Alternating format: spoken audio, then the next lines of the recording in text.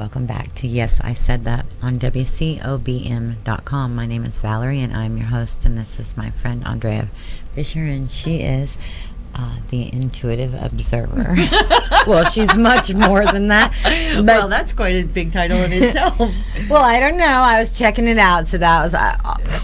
No, I loved it. That was on the way. comment. I don't know if any of my regular guys have noticed that my hair has suddenly grown. I use this new CBD shampoo. No, I'm lying my ass off. I totally have a wig from back when my hair was not there, and I didn't feel like I just felt like playing dress up today. And you guys are the recipients. My friend Andrew said, "I want to borrow your wig, dude. You can borrow my skirt. The wig is mine." I'm kidding. And I want to borrow the dress. Right. So I'll have to fight with Andrew over the dress. Right. So I was playing with Andrea. I was like, okay, she called me and let me know she was just right across the street. So I was walking towards her. When I came in first, I said to the producer, Jake, I was like, I was wondering if there's any auditions. And he didn't really recognize me. And then I was walking up to her on the street. Walking past me with this smirk on her face. And I'm like, God, that looks like Valerie, but... her hair was not that long, and the look on her face, I was, yeah. And then she said, "You're not that intuitive." And I was like, well, okay. I thought you were Valerie, but your hair grew really long and right. I was just playing. It really didn't grow that long, but hey, underneath it's a mess. So I like it. I like to play dress up. Yeah. In a world where you can write your own script, why not write pretty hair? Exactly. Exactly. You can be whatever you want. Right. Exactly. Yeah. When I decided to take responsibility for my own existence, I guess that was a part of it. And I think that's a big step that people need to make. When you start becoming aware of your life, that's a big step to be accountable for your thoughts and your words. Right. Because you've been operating just like a robot, and now, oh my gosh, if you're accountable, that means you really have to pay attention to what you're saying and what you're creating. Be sure to taste your words before you spit them out. Oh, that's a good one. Right. That is a good one. So I actually work with just a few at a time, one to three high-level executives who influence a lot of people. And they're people who have lived their life built on the Western dream. I know what that's like because I was in that whole Western. I was living the Western dream. I was married. I had a great life. I was working in the radio and television business, selling advertising, and then I read a book called The Autobiography of a Yogi, and it was like smacking my head against the wall. I realized I was sound asleep. And what really mattered, I didn't even have in my life. And that was my own personal self-love. I didn't know it at the time. It was just, I felt a lack. Like something felt like I was missing something. And on the outside, everyone thought I had everything. This great husband and this beautiful stepdaughter, and I loved my life. And then it was like, oh my God. It was what reality created for me. That's what was said to be successful. I followed the path of what was success. Acceptable. Right. So when I work with high-level executives, they are at the pinnacle of financial success. They have all the money they could ever want and more. Right. But there's emptiness. Exactly. They're stuck. Yeah. There's something, they're not happy. And the world says if you have these things, you're happy. Right. It's not true. Not necessarily. No. Money's great to have. Absolutely. Yeah.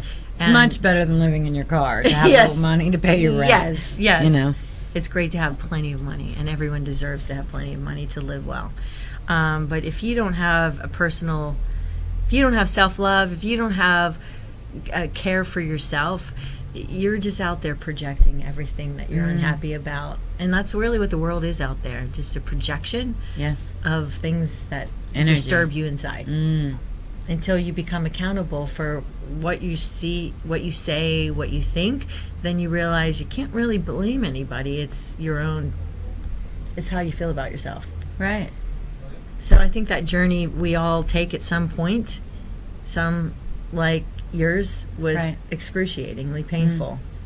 My life, all the things I loved fell apart when I started to question Who am I?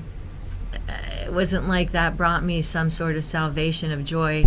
In fact, it brought me quite the opposite. Right. Divorce, everything and everyone I loved was taken out of my life over a period of time. Realization. Yeah. And, sitting with myself and working through learning more about myself. I traveled the world, going to workshops, meeting teachers. I just wanted to learn. I wanted the masters to show me. Right. So it brought me a lot of international connections and a lot of very interesting people into my life who are walking this similar path where they're aware. Mm-hmm. And look what it brought. We met because of this reality. Right. And that's the thing. We meet each other, and then we see what similar causes we're in support of, and we rally together. Exactly. And we make a difference. Because it's no longer, oh, it's them, they're in charge, them out there. No. It's us. It is. It's like the dawning. It's like we're right on this brink, and the scales are coming off of people's eyes. Not everybody, but that's enough. Enough people one at a time, helping each other, educating each other, connecting, ebbing, flowing, noticing. Yeah. And that's the other thing is the support system where your own family. I was raised, okay, you do what your family says, and if your family isn't on that path, Right. that's a hard pack to leave. Like, I was the first of a lineage of my family that didn't choose to be a stay-at-home mom. I chose to go to college. I chose to educate myself, and I don't say there's anything wrong with the choices my family, the women have made before me. I just knew I wanted something different. It didn't look like they were really completely happy. They Right. loved being mothers, but I could see they just, and I didn't understand it, but I know when you leave the pack and you're not a part of it, it's a lonely path. It is. And that's why I like to say, hey, if you're awake and you're aware, welcome. Right. You're amongst others. Right. We welcome you in. You found a new family. Exactly. And it doesn't You're mean no longer alone. No. And it doesn't mean your blood birth family has to follow your path. Like, bless their lives. Yes. Everyone grows and learns at their own pace, and that was a hard thing to learn at first because I was pointing out everything I was discovering, and my family just thought it was like shh, shh, shh, shh, shh, Right. Be quiet, keep the skeletons in the closet. Yeah, don't be transparent. Lie, carry the lie. That's what they've told us. That's what they've taught us. From I don't know if it was break or we were on the air, but Tooth Fairy, Santa Claus, all of that. We pump fear and lies in, and then we expect something else out. From the false media, propaganda, for the gun control, it's all for everything. The war on drugs, the smearing marijuana campaign back in what was it, Hearst?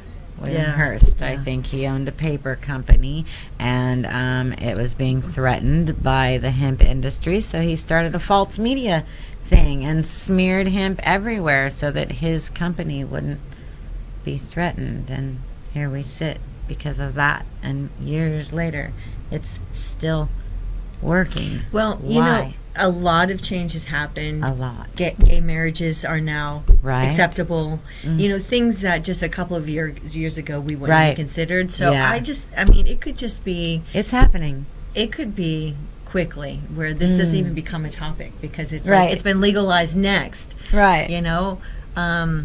And the more the government wants to do things that they don't want us to see, the more they'll make all these little things, distracting, Right. and have us focus on them just so we Right. don't really see what's going on. Right. We're plugged in. And yeah. But that's it's tipping back. We just are just running out of time, women talking. Oh, wow. We have one more segment. We're going to be back with Andrea Fisher of theintuitiveobserver.com and a word from our sponsors.